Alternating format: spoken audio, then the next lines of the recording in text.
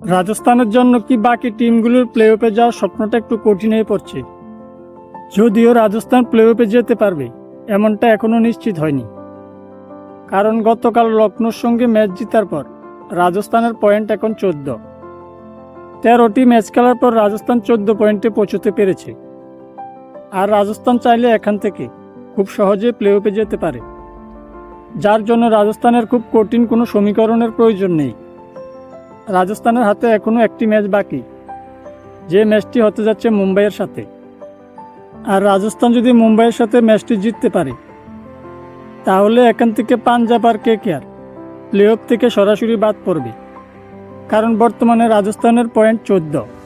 যদি তারা পরের ম্যাচটি জিততে পারে, তাদের হবে 16 পয়েন্ট। যদি বলি পাঞ্জাবের কথা, তাহলে পাঞ্জাবের হাতে রয়েছে মাত্র একটি ম্যাচ। আর পাঞ্জাব যদি এই ম্যাচটা জিতে যায়, তাহলে পাঞ্জাবের সর্বোচ্চ পয়েন্ট হবে 15। সুতরাং 15 পয়েন্ট নিয়ে পাঞ্জাবের প্লে অফে যাওয়া প্রায় অসম্ভব। এবার যদি কেকেআরের কথা বলি, তাহলে কেকেআরের হাতে এখনও 2টি ম্যাচ বাকি আছে। কেকেআরের একটি ম্যাচ রয়েছে মুম্বাইয়ের সাথে, আর অপর ম্যাচটি রয়েছে দিল্লির সাথে। 12 ম্যাচ খেলার পর কেকেআরের বর্তমান পয়েন্ট 11। আর কেকেআর যদি তাদের বাকি 2টো ম্যাচ জিতেও যায়, তারপরেও কেকেআরের সর্বোচ্চ পয়েন্ট হবে 15। অর্থাৎ পাঞ্জাব আর কেকেআর সরাসরি প্লে অফ থেকে বাদ পড়বে। আর যদি কালকে লখনৌ আর রাজস্থানের মধ্যে ম্যাচটার কথা বলি, তাহলে কালকে আমরা দুর্দান্ত একটি ম্যাচ দেখতে পেরেছি। অর্থাৎ লখনৌ আর রাজস্থান দুটি দলই কালকে খুব দারুণ ক্রিকেট খেলেছে।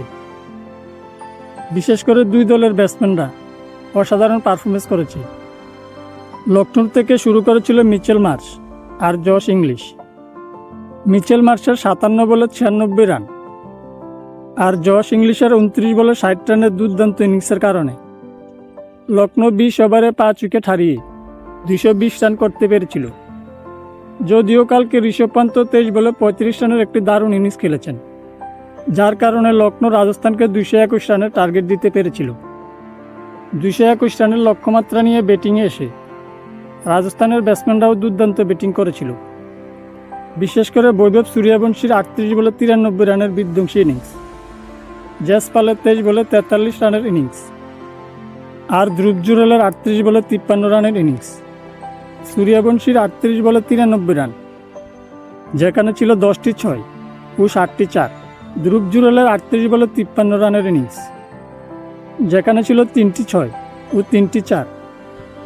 আর রাজস্থানের ব্যাটসম্যানদের ভালো পারফরমেন্সের কারণে 221 রানের টার্গেট তারা খুব সহজে চেস করতে পেরেছিল। এখন রাজস্থান নিশ্চয়ই চাইবে যে পরের ম্যাচটাতেও যেন তারা এরকমভাবে পারফরমেন্স করতে পারে, আর কোনো সমীকরণ ছাড়াই খুব সহজে যেন তারা প্লে অফে যেতে পারে।